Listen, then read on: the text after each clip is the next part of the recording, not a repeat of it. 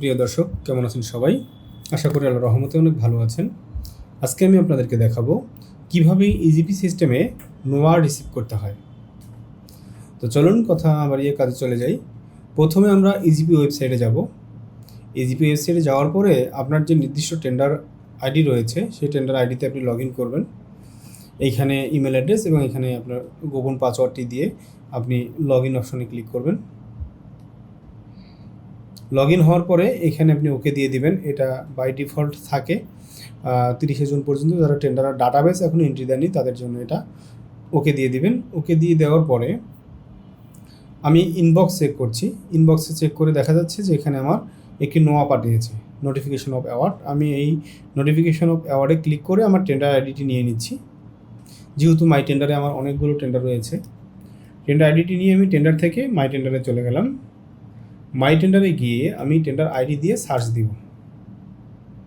Search দেওয়ার পরে এই যে দেখুন এখানে ministry of local government, rural development and cooperatives, local government engineering department, LGED tender. আমি এখান থেকে ড্যাশবোর্ডে ক্লিক করব।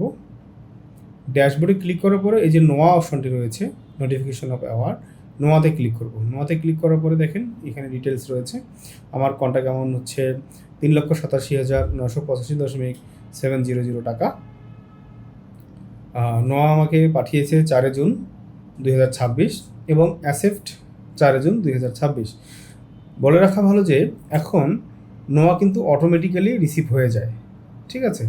তো যাই হোক, তারপরেও নোয়াটা রিসিভ করতে হবে কোন সিস্টেমে? এখানে যে ব্যাঙ্ক ডিটেলসটা রয়েছে, ইডিট ব্যাঙ্ক ডিটেলসে ক্লিক করতে হবে। ক্লিক করার পরে আপনার নির্দিষ্ট যে ব্যাঙ্ক, আপনার একাধিক ব্যাঙ্ক ইজিপি সিস্টেমে আপলোড থাকতে পারে বা আপনি নিবন্ধন করে রাখতে পারেন, কিন্তু আপনাকে নির্দিষ্ট ব্যাঙ্ক সিলেক্ট করতে হবে যে অ্যাকচুয়ালি আপনি কোন ব্যাঙ্কে আপনার বিল পেতে চান।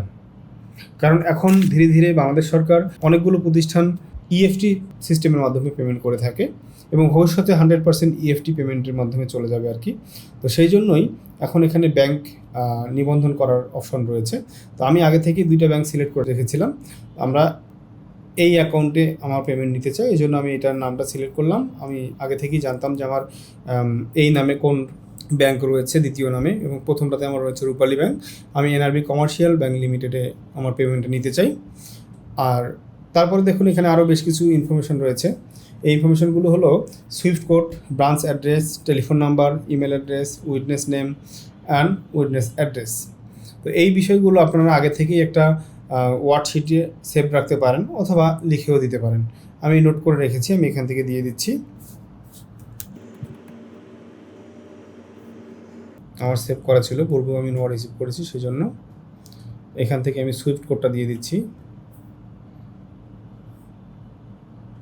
ব্রাঞ্চ ইমেল অ্যাড্রেসটা আমি দিয়ে দিচ্ছি।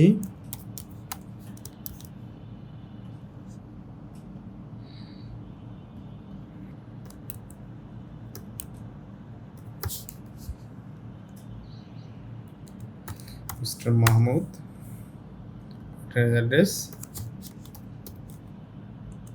1, ব্রাঞ্চ অ্যাড্রেস লিখতে হবে।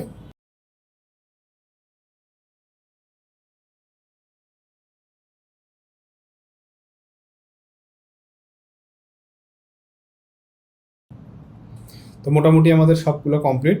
আর ফ্যাক্স নাম্বার যেটা রয়েছে সেটা আসলে বাধ্যতামূলক নয়, তাহলে এখানে রেড মার্ক থাকতো। রেড মার্ক যেগুলোতে দেওয়া আছে সেগুলো হচ্ছে বাধ্যতামূলক, রেড মার্ক ছাড়া বাকিগুলো বাধ্যতামূলক নয়। এরপরে আমি কি করব, সাবমিট দিব। সাবমিট দেওয়ার সাথে সাথেই এই যে এখানে পার্টিকুলার কন্ডিশন অফ কন্ট্রাক্টে ভিউ অপশন আসবে এবং অ্যাকশনেও ভিউ অপশন আসবে। আমি এখানে ভিউ ক্লিক করব। ভিউ ক্লিক করলে দেখবেন যে এই যে এখানে অ্যাকাউন্ট ইনফরমেশন, এখানে কিন্তু আমার ব্যাংকের ডিটেলস সহ সব কিছু চলে এসেছে। এরপরে এখানে আপনি কী কী ডকুমেন্টস দিয়েছিলেন, যা যাবতীয় সব কিছু ঠিকঠাক থাকবে এবং আপনি এটাকে PDF আকারে সেভ করে নিতে পারবেন। ডাউনলোড হয়ে গেছে। তো এই ছিল আজকের ভিডিও। আশা করি আপনাদের ভিডিওটি উপকারে আসবে। যারা আমার চ্যানেলটি এখনও সাবস্ক্রাইব করেনি, সাবস্ক্রাইব করে বেল আইকনে ক্লিক করে রাখুন। এবং আমাদের একটি ওয়েবসাইট রয়েছে যেটার মাধ্যমে আমরা ইজিপি রেজিস্ট্রেশন, টেন্ডার সাবমিশন, বিভিন্ন ডিপার্টমেন্টের তালিকাভুক্তি সহ সকল ধরনের সেবা প্রদান করে থাকি। আপনারা আমাদের ওয়েবসাইটটি ভিজিট করবেন এবং এখান থেকে যে কোনো সেবা আমরা খুব সুলভ মূল্যে এবং আন্তরিকতার সহিত প্রদান করে থাকি। যদি প্রয়োজন হয় আমাদের ডিসক্রিপশনে দেওয়া নম্বরে যোগাযোগ করবেন। ইনশাআল্লাহ আপনি আপনার কাঙ্ক্ষিত সেবাটি খুব সহজে এবং স্বল্প মূল্যে পেয়ে যাবেন। আজকে এ পর্যন্তই। ধন্যবাদ সবাইকে। আসসালামু আলাইকুম।